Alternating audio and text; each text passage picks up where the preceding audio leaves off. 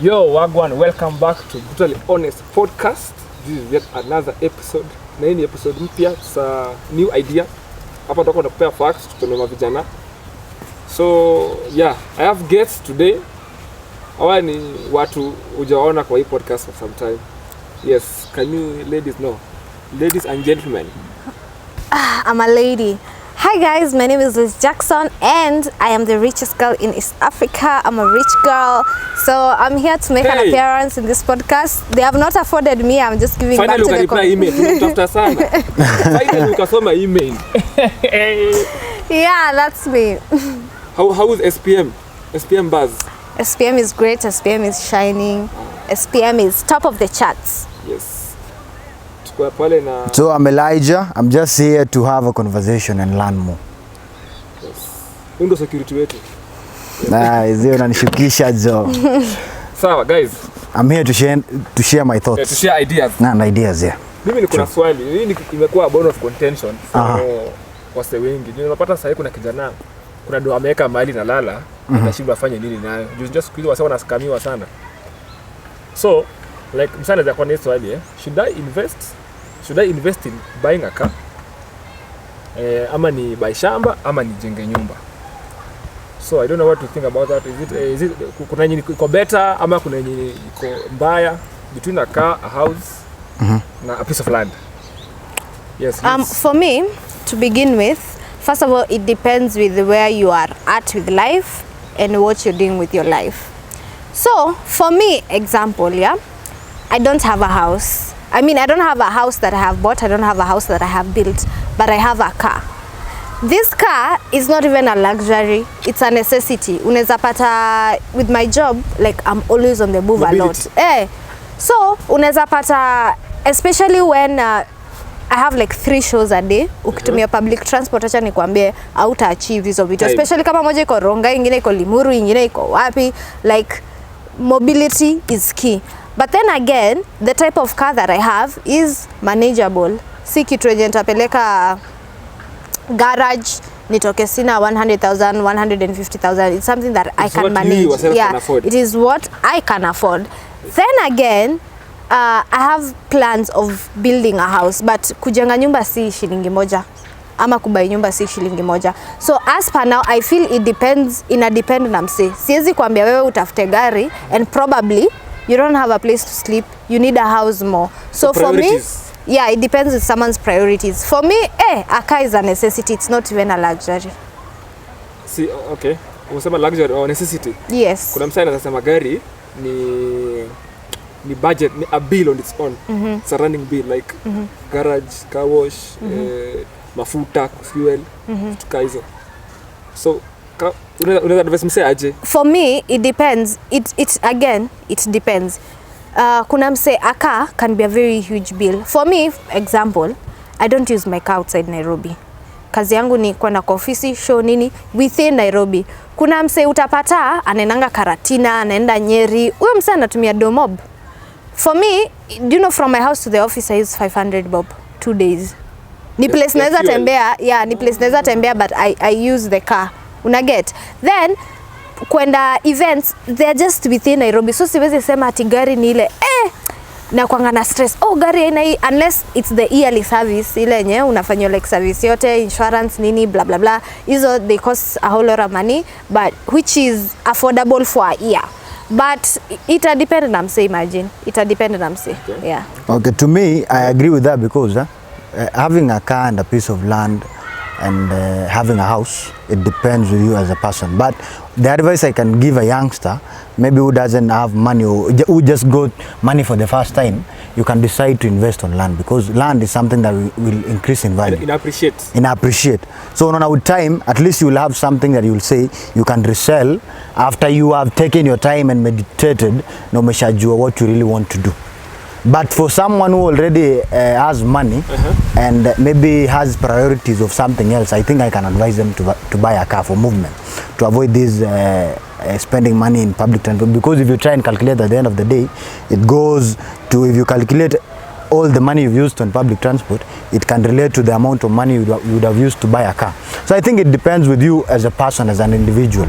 It depends with your priorities at the moment. Na pia maybe hapo kwa nini kwa gari sana kwa maybe wase kama creatives. Unaweza tuambia kuna unatatiwa different ukipull up to a meeting with a car and ukipull up na nduthi. Now I think that is an ideology that we all have which not exist. Because you can't judge someone by the way they are coming or if they have a car or not. I think you have to judge someone with their content or their character. The question is, wewe unataka tukupe deal ya 15 million, but show us you can handle 15 million. Wewe mwenyewe una gari, unataka kutuambia unataka tukupe 15 million. I think we need to listen to that person mentality tuone anaweza handle hii 15 million aje.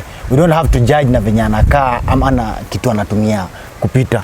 For me, iko hivyo unatitiwanga difference since you got your car. Definitely, and I will tell you one thing. Sometimes it's unfortunate in the creative industry. You're treated the way you package yourself. Yes. You'll find that tunaambiwango hata kama hauna pesa na uwe ni msee wa mtandao, ngara tu, as in just look good. Something called branding. Yeah. Sometimes watu wanasemanga fake it till you make it, which is iko na pro and cons, yeah. Pros, the way you present yourself is the way brands, the way brands will take you. Utapata like there's a brand that will tell you we did not pick so and so because they do not look bougie. And you know there's nothing you can do, especially if you're working with a brand from Paris, from France. Them, they don't want to be represented by mtu anajiwachilia. Lazima like ukaekae. So unaweza pata sometimes, especially if you're a creative na kuna event, people will start judging ameingia na gani, ameingia na mguu, tena ameshukia matu kwa amekuja miguu zinakaa vumbi. Like it's human nature, we should not be to judge people according to their appearance. But as a creative, I always say invest in how you package yourself. Alafu, you see, before I got a car, ningekuwa na meeting Kileleshwa, nilikuwa natoka na matatu yangu moto, naenda town, nachukua matatu, nafika place fulani, then now from there take an Uber ina cost 200. Kile mtu wangu. At least wewe unaingia na kagari. But now you see aliamulia kununua gari because of the priorities now. That's what tunasema inaenda to you as an individual. But sasa kijana mazee kama umetoka ushagono mpata mita moja, usianze kutesa watu town. Wewe invest hiyo pesa nunua shamba bro. Utakuja umie, utakuja utese wasee. Utatesa, yes, unafanya wasee wana feel fit, wanaona wewe ndio mnoma, lakini at the end of the day wewe ndio unasafa peke yako. Hiyo ndio ikiisha wasee watakuwa. True. Unaget. So inafaa ukue unaangalia your priorities. Haya, sawa. Next one is EPA imekuwa na Gen Z sana or believe in like marriage. Wasisa on marriage ni kama ni scam na imekoziwa na what has been happening mbele yetu. Wase wako wakubwa sana kutuliko. Unapata wasa wanafanya very expensive wedding then they divorce. Ama wanafanya wedding wanaanza kupigana. So unapata wasi sana bado waamini marriage. So I don't know you guys if you believe marriage is it still sacred? And if cheating according to the Bible is it a sin ama ni kitu msetu wanafanya then inaisha? For me, I take relationships very seriously. I take union very seriously, and I am one person who would love to get married one day. But then again, the generation where we are in, there is social media, there is print. Kuna vitu zinafanyika kwa macho yetu. Yani divorce is something that has been normalized. Ati tunaweza fanya harusi alafu kesho nisikie sijisikii na umse and then you file for a divorce, you know? Fast. Yeah, and then again it also goes down to we as a people, you know. Getting married to someone is not something easy. This is a stranger. This is someone you have not known for the bigger part of your life, and you're supposed to live the rest of your life with you. There is patience. Of course, kuna hizo virtues zenye mnafaa kuobserve in relationships. And then again, the society has normalized cheating. To me, cheating is a deal breaker. It should not even happen in the first place. Si kitu ati inafanyika alafu tunasamehe. Sinasemanga ati nilikuwa nimelewa. Hapana, hakuna kulewa. Nilikuwa amenijamisha, nilikuwa nimejam. No, those are barbaric. I think those happens when we act on impulses. Kuna dema alikuja kwa podcast kwa muuliza why did you cheat? Akasema I was drunk. No, that goes to you. That's a character problem. So if you imagine now, if she gets drunk 5 times, that means she'll sleep with 5 people. That's a character problem. So when unataka kuwa married in future? Yeah, me I want to settle down. Okay, Bullut. Me, marriage is something very something that you have to think of. It is something critical to me because marriage the simple definition of marriage is me accepting all your problems and you accepting all my problems. You have to accept that mimi usiku na snow. Take me as I am, I take you as you are. Yes. So I think it's something very critical, and like before you take the step of marrying someone or getting married, you need to know that person. You need to have a span of time, know that person, and know if she fits or he fits into your character, or you guys merge, because you can't just marry someone mwenye kesho mtaenda mpigana. I think mnafahamu kuna hiyo period ya kujuana, mutake your time, courtship period. Yeah, and then I don't think if this thing called sin, I don't think there's anything called sin. There's something called good and bad. The bad now is something that was changed to be called sin, but I think it's good and bad. But I think we need to choose the good in terms of relationship. Una take your time. You don't think cheating is a sin? No. Let's not bring religion. I think cheating. Yes. Because it doesn't relate. Because cheating is your own decision. You guys are saying it's your own decision. You do not mix relationship and religion. Yeah. I think. Why? I think because now when you say sin, you're already excluding a religion. You as Koima, you know, there are religions that do not have sins. You get? So now you're being particular to Christians. Exactly. Wanachukua mpaka 4 wives. Yeah. Religions zinajibu mpaka 4 wives. Yeah. Okay, nice. Sawa. Hata juu umeguzia hiyo topic.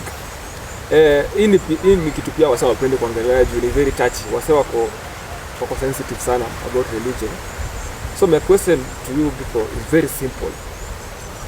Do you believe that there's a powerful being, whatever you may call it, kama ni God kwaka, I don't know, but do you believe there's a powerful being somewhere watching all of us, watching what we do, anaona kama umeiba, umeua mtu? Do you believe there's God somewhere in the universe?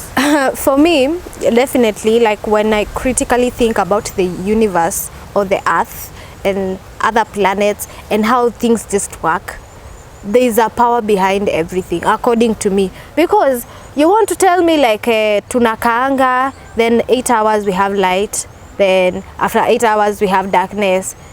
That's something very mysterious, yeah? Then there are places, right now I can see the sun. There is a place on earth now they cannot see this sun now. They are sleeping, yeah. So some of the things I myself, I have not been able to like fully understand, or you know, hata kama science like ina trying kutueleza oh the earth rotates. So who is facilitating that rotation? So Someone for me there is science. Yeah.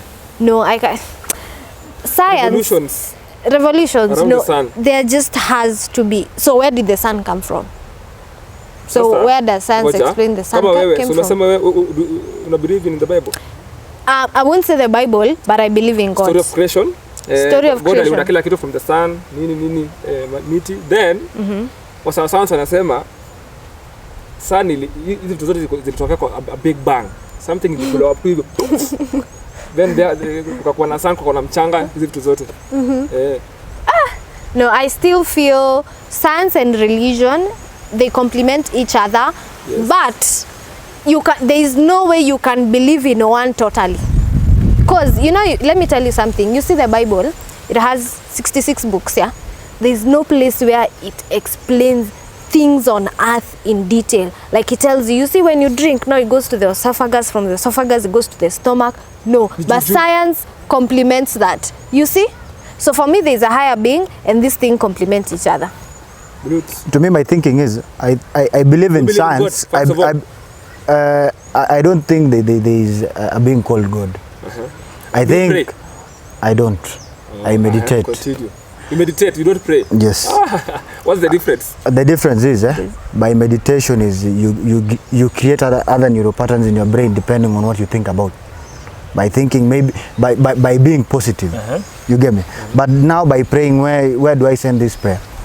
But now my thinking, and according to what I've read and according to what I know, there are people who are the powerful ones. I believe there are people who are more powerful than us. Somewhere. But they don't determine anything for us. They are powerful and they are aliens. According to the stories I've read and the research I've done, this universe is made up of very many mysterious things. And there are other civilizations apart from us. You get me? You understand? So I think there are other aliens, there are other people who are more technologies than us. I think this art is a lot of mysterious things. I don't think they control us. I think what controls us as human beings on earth is nature, because we can't exist without nature. Everything comes from by Tell me, there is nothing that exists without nature. And when one is being destroyed, that is why they say we need to take care of our nature, everything. Like if you cut down the trees, we won't have oxygen. So there is nothing that exists without the universe. So to me, my thinking, this being called God is now the nature, because nature supports everything. Okay. Na sasa, like death. What do you think happens when we die? When we die? According to physics, our bodies are made up of atoms. So I think our bodies and our beings are eternal. We don't die because we are made up of energies and frequencies and vibrations. So our soul and everything will continue existing. But now our body and flesh, because you can't explain that you have two parts in your mind.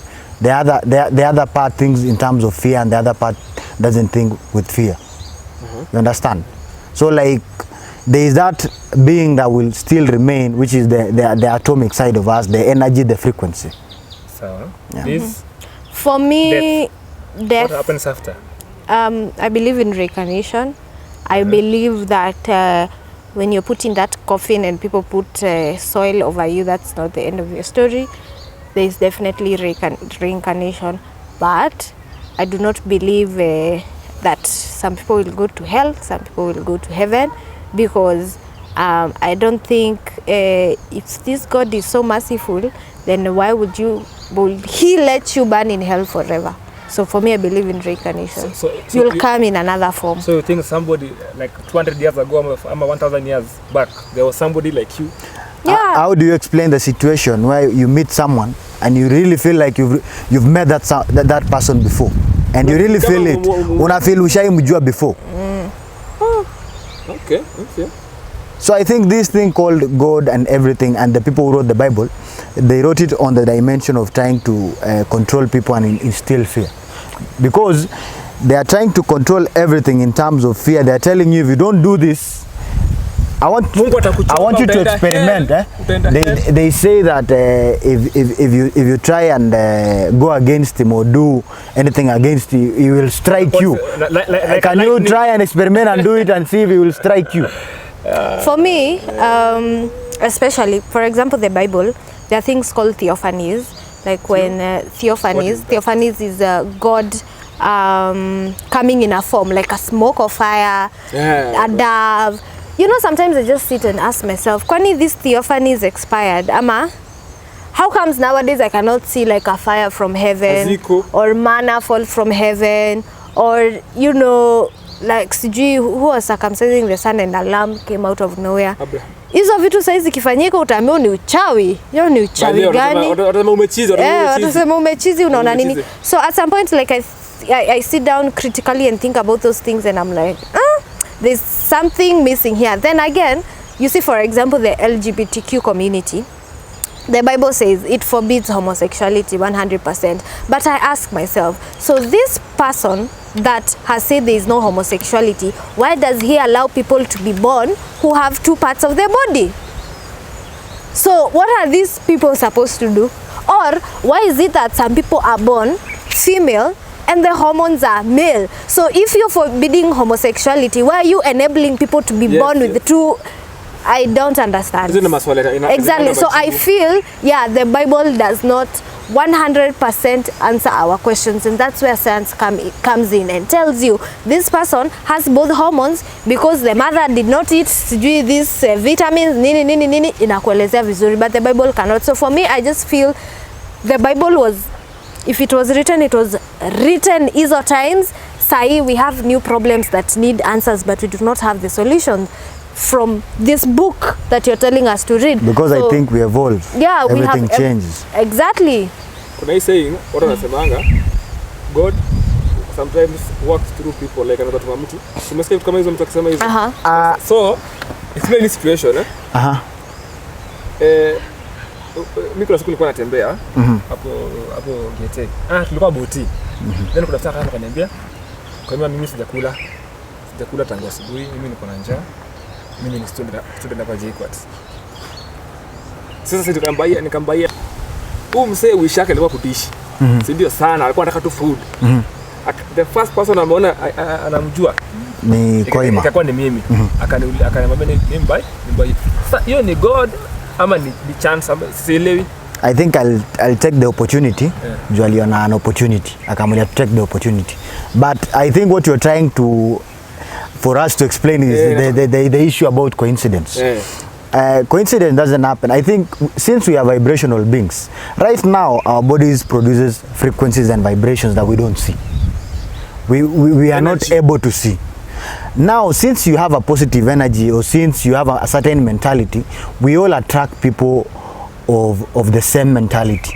That is why wewe kuwa unapiga sherehe na msee mwenye ana mentality kaya yako, unapiga na msee mnaelewana. Hiyo kuelewana ndo mentality. So I think at the end of the day, maybe when you're needy or something, you attract someone who helps. Because we are vibrational beings, there is that forces that pulls people who have the same mentality with us. Yes. Maybe because that person is kind and I'm also kind, but I lack that thing at the moment. Since I'm kind, I'll find someone else kind to help me. Nimeuliza hizo vitu nimeona mara mingi hadi zikiambia kwa mabeshte wangu. Yaani msee hakuwa na form fulani, but unapata tu ampata beshte yake amecome through na huyo beshte said alimcall. They just met like because of those forces. So unaona venye these people who wrote the Bible, they knew all this. Because if you read according to the story of the Sumerians, everything, you'll understand that the people who came to colonize now, the people who are there at that time, were the people called the Anunnaki, the people from the heavens. So these people now, they knew the secrets of the universe. And they studied us and they knew how we operate. And they knew how to control us. You get me?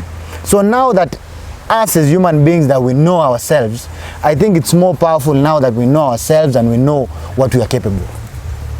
Again, for me, I believe in manifestation.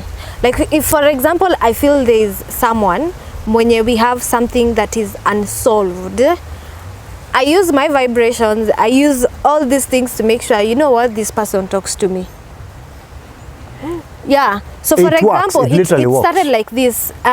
For example, let's say niko kwa mat, then I see billboard imeandikwa a random name, like a name that I have never seen. For example, the name Flabbergasted. Then niangalie, Flabbergasted. And then do you know, nitaenda kwa TV, headline, sijui who and who was flabbergasted. Naka kidogo, nasikia mtu akisema by the way, by the way I was flabbergasted today. Yani it's a new word, but juu may not hivi. No, I keep on hearing it. So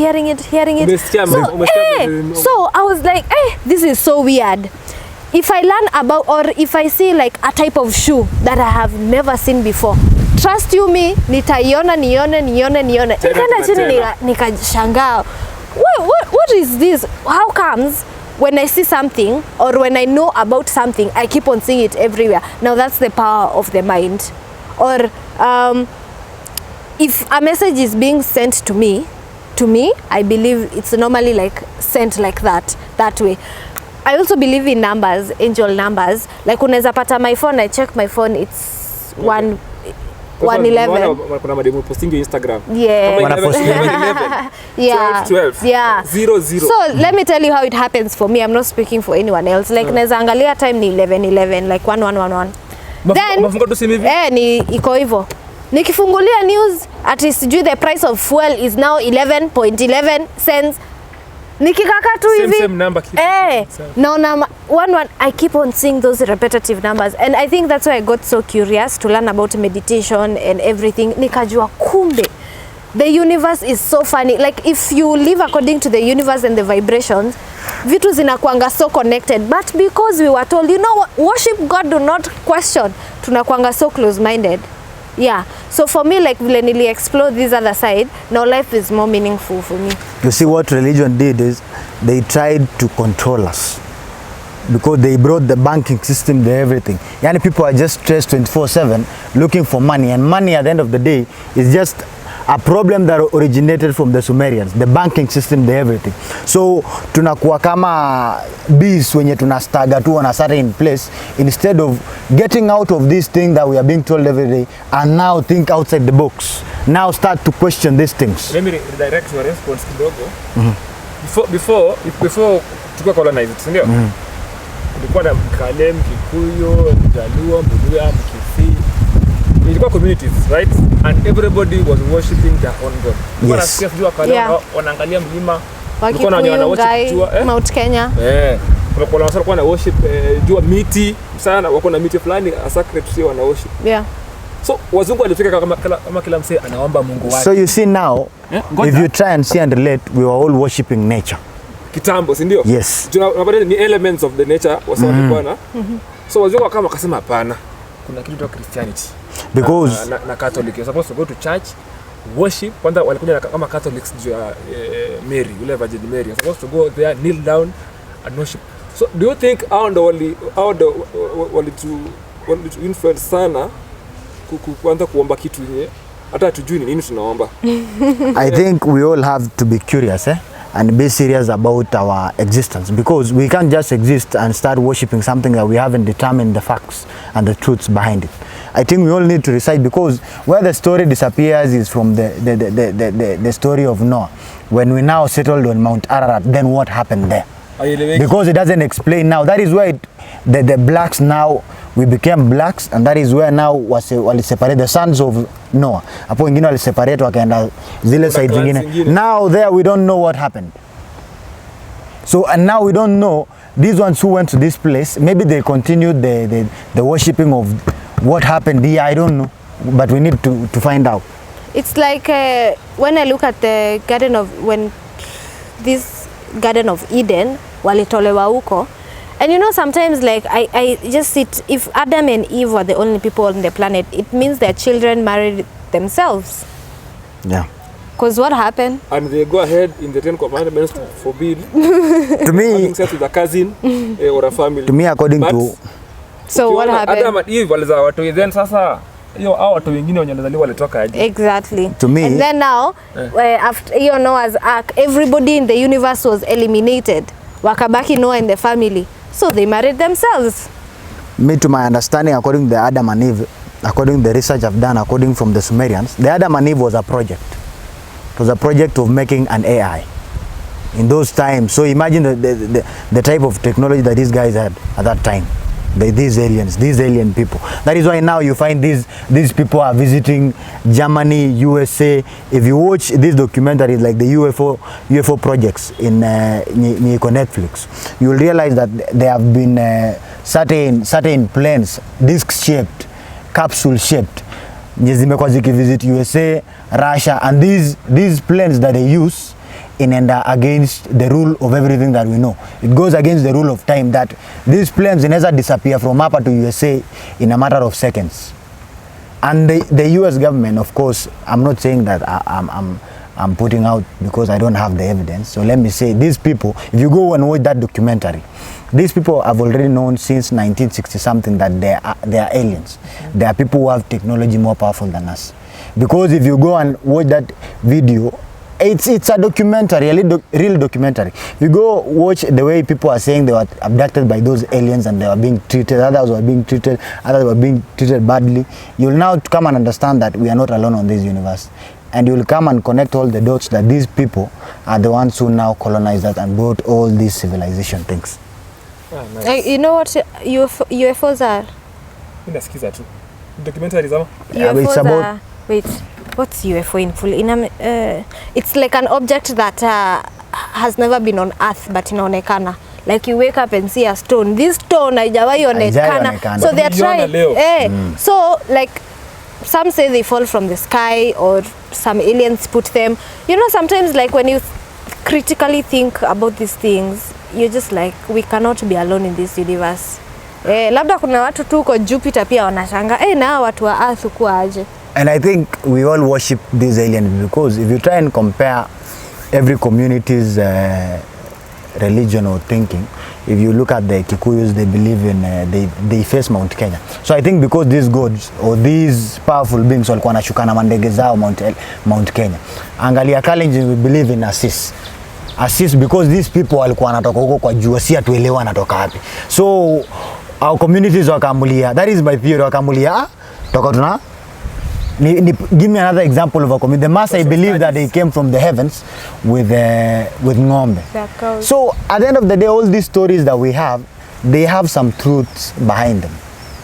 Ni venye sisi this generation tumekuwa fixed into kutafuta hizi do sana until we don't question other things outside us. Because you know, sometimes when you look at life, it's just a long story of how you died. You were born, you went to school, expired, you suffer. every day you get near close to death. Yeah, and then you die. So sometimes I was asking myself, okay, so someone just created us to suffer? Because you know, only 20% of people in the universe become successful. 20. Some people you will never become. You will never. Out of 6 billion. Yeah, very few people watakuanga ati wako na chakula, wako na gari, wako na nini, you know, these earthly things. So it's just a long story of how you suffered and died. Okay. I think it's because everyone is not understanding the capability of our minds. We are not trying to see that we can do a lot and everything is possible. And that thing that is not possible right now, it will be possible in giving it some years. Because how do you explain? Let's say, for example, right now, in 1800 or in 1926, when Nikola Tesla said that we are going to have a gadget that we are going to use for messages, smartphones. This is the technology we are using from Nikola Tesla in 1926. He talked about this. And we are having it right now. If you are going to give someone this phone in the 1800, they are going to say that you are a witch. You are a witch. So we need to know that our minds and our thoughts, niyo time that tunafaa tujue tuko na a very powerful thing called the resource. Mind, the resource that we have ni our minds. Na tunaweza tumia our minds to achieve literally anything. Imagine sasa ukiambia tu Adam na Eve ati kutakuanga na aeroplanes na kufly from here to America. Wazee wangesema si tumechizi or we are witchcraft. How possible is that? Hiyo ni gani hiyo? Kachuma kana fly kwa hewa. That is unaona USA wakipata ama hizo countries wakipata hizo UFOs kwa hiyo documentary walikuwa na wanda hizi vitu zinahapenaje. That is why they won't disclose it to the public because tutaanza kutense ama tutaanza kushtuka, tunaanza kusema sasa hii Biblia yenye ilikuwa Atapende kweli. What? Yes, sure. Would you rather be book smart or street smart, or would you rather be both? For me, I'd rather be both. You know why? Looking at my life, I have never made a single shilling out of the books zenye nilisoma nikiwa class, but I have made a living out of the knowledge that you have been in school from class 1 up to 4th year. Yeah. How many years? 844. That's 844. Yeah, but what I am trying to say, years. school is important. It has helped me kuongea, express myself, exposure and all that.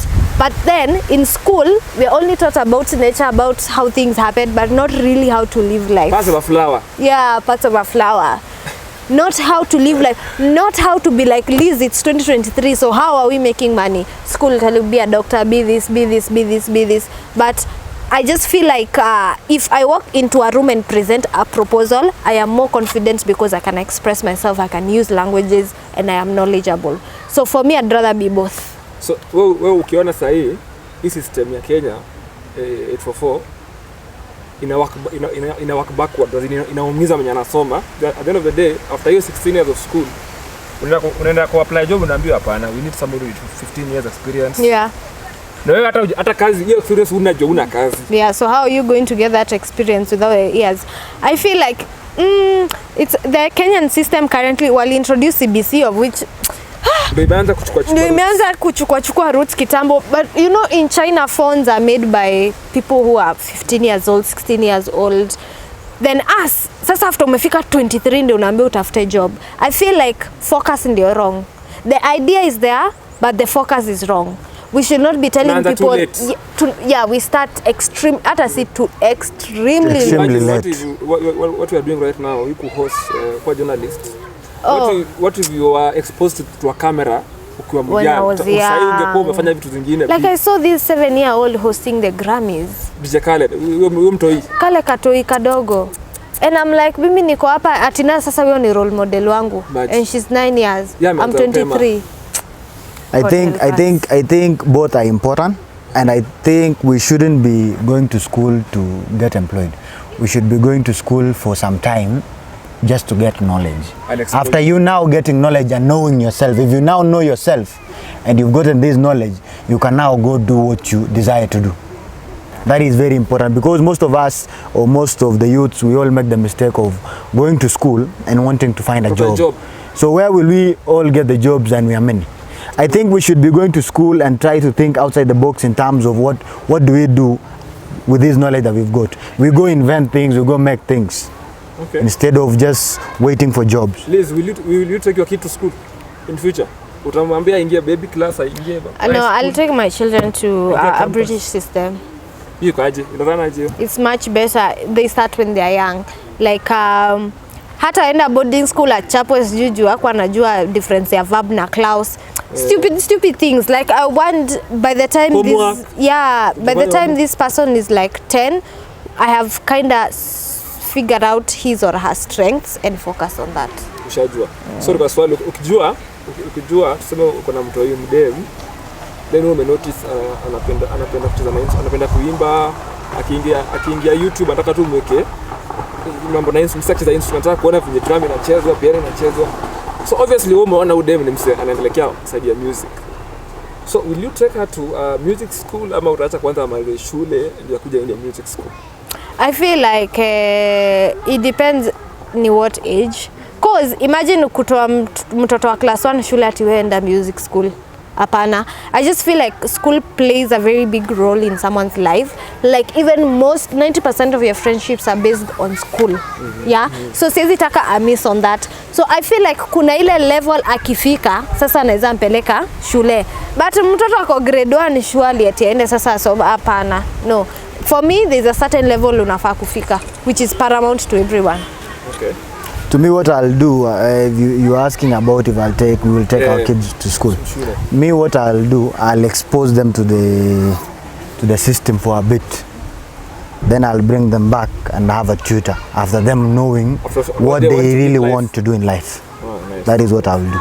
Unajua wazungu, most of the whites, unapata mtoi yako 10 years already yako academy ya football. So imagine playing ukiwa 10 years. Wewe unaambia by the time mtu anafika 17 years, 19, how good is that kid? You can look at Mbappe. Huwezi mcompare na any msee wa Kenya. Juu sisi tunaanzia high school. Sasa hii part ya mwisho ya hii segment ni ya would you rather question. So I'll give you 2 options. Choose one. Kwanza na wewe. Would you rather be a drug dealer or an assassin? Contractor. Yani wewe sasa mtu akitaka kuuawa hii Kenya ni ongea Liz Jackson. Drug dealer. You know why? I'm not hurting anyone when I become a drug dealer. Really? Yeah. Really? Yeah. I'm giving job opportunities to people. I'm empowering. But watu unaua watu, any difference? Hapana. No kuwa watu haitakuwa it's my cost, it is you. How are you using these drugs that I'm selling? So it's not a me problem, it's a you problem. So I will sell drugs. So you're transferring the blame to us. Yes. How do I using my drugs? To me, if I want to be a drug dealer or assassin, I think I would choose execution, because I would prefer to be executed. I won't do any of them, because I think at the end of the day, the good should originate from us. And the good by originating from us. It's a situation where you have to choose one. I have to choose. In a different life. Of course it will never come, but now. Maybe. Ungekuwa mgani? Do you see yourself as a drug dealer or assassin? Ningeza chukua drug dealer because you are more soft. I sina the heart of killing people. Funny thing, you or William chukua drug dealer, and that is where most killings and most executions and most I think it depends on which kind of a drug dealer you are. I would be a drug dealer of selling pills. Not selling hard drugs, just pills. Just hospital pills. I'll be the one smuggling them. Okay. A politician or a teacher? A teacher. Why? Why a teacher? A teacher is like a mother to the universe. Imagine our world without teachers. Politicians are just using money that is available to them from the government, and in most cases abusing it. So I'd rather be a teacher. Me, I'd prefer politician, because I would go there with a good heart, and then I would, you know, as a politician, you determine a lot for the people. Even the teacher themselves, the politicians will be the one to determine their salaries and everything. So I'll go there as a good politician and ensure that the policies are beneficial to humanity. Okay, nice. Sasa, basema tuangalia bado wacha tuseme. So you guys watch the news. Mna watching the news. Nataka u rate the new government out of 10 from the time they were sworn in up to now. Na unipe reason why unawapa hiyo rating. And unaona kama in 4 years yao wako nayo, do you see them making a change from where you are? Yes. I'd give them a 5. And the reason why I would give them a 5, I feel like they have tried, but at the same time they have not tried. Mimi husema, like the day a Kikuyu person will vie in Kisumu and they win, hiyo siku nitakuwa convinced tribalism imeisha. The day enye Mjaka ataenda huko Nyeri asimame na ODM na win, I will be convinced that in our hearts tribalism na kila kitu imeisha. Again, I feel like politics and age, it's always the same people, the same people, the same people, the same people, the same. Like, you can always predict politicians, or rather the politicians that were there when I was born are the same ones.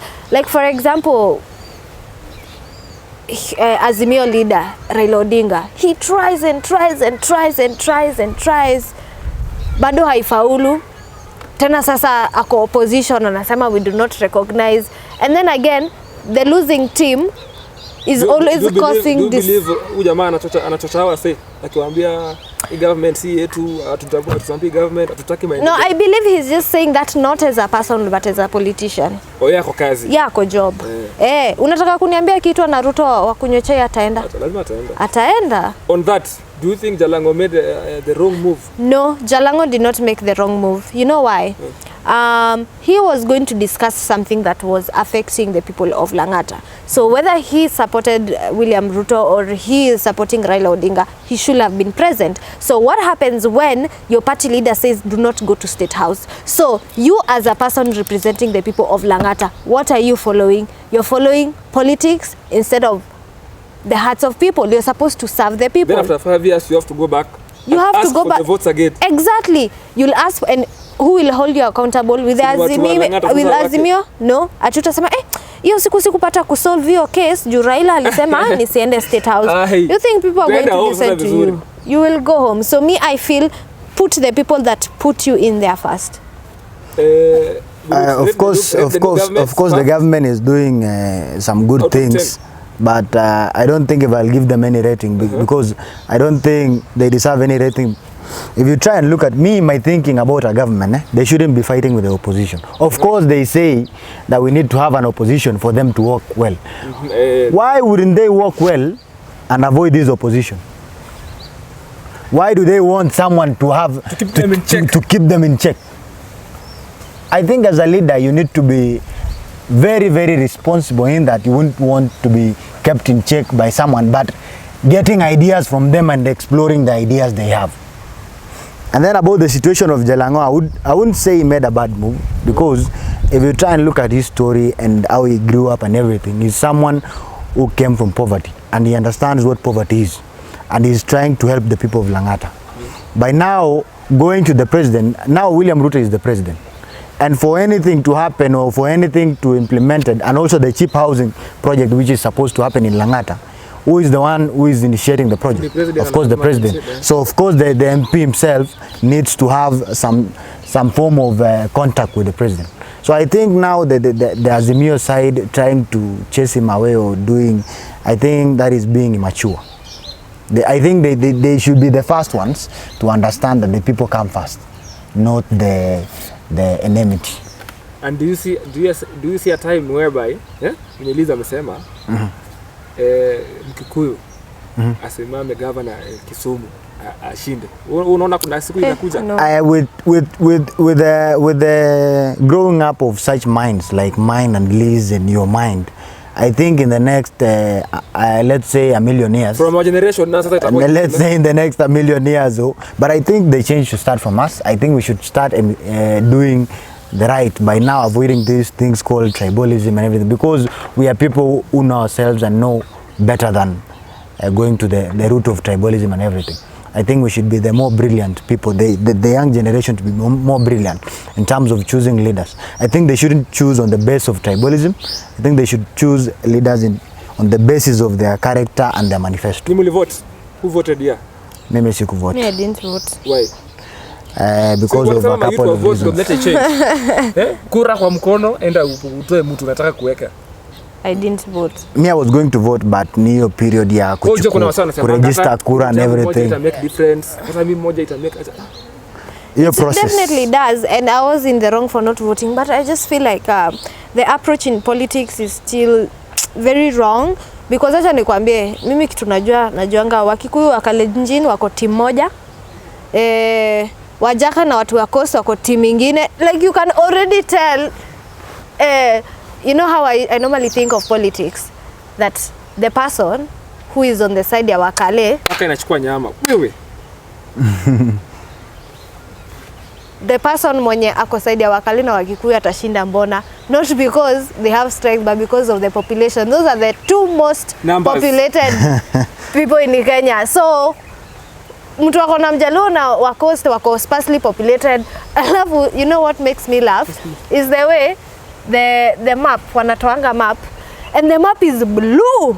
Yani huku juu ni blue, alafu hapa katikati yellow. Alafu mtu ako zile za hii map ilikuwa blue, Azimio ndio wameshinda, but I'm like, in Marsabit there are two people, like the county is this, but now yeah, you want to compete with Sugoi where people, yani watu wanakaa hivi.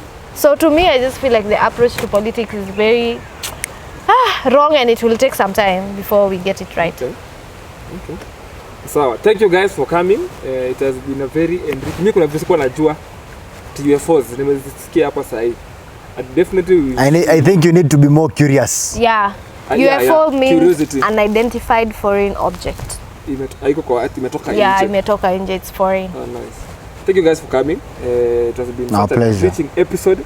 Make sure to subscribe, and kama umesikia kitu mtu amesema hapa yenye unataka kupinga ama kuongeza, weka hapo kwa comments and what you think we should talk about on our next episode. Thank you very much. Thank you, very important. See ya.